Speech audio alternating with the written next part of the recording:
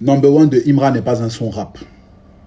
Du moins, c'est ce que beaucoup de gens disent à cause du disque d'or de Imra sur Number One qui, pour beaucoup, n'est pas du rap dur comme ce qu'il fait habituellement. Ça mérite beaucoup de réflexion.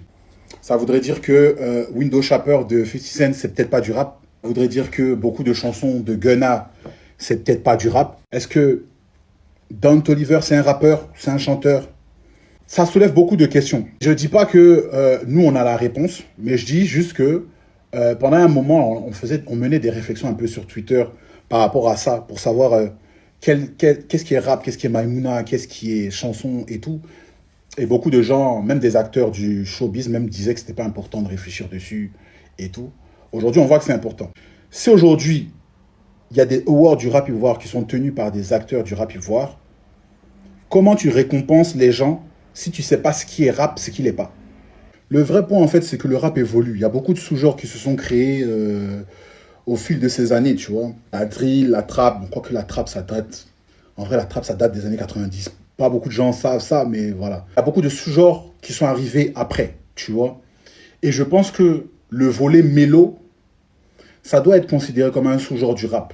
Parce qu'il y a beaucoup de rappeurs qui font de la mélo et qui ne peuvent pas être considérés comme des chanteurs. Je pense que la rigueur que le chant demande, c'est pas la même chose que ça demande pour des gens qui font de la mélo, genre, tu vois.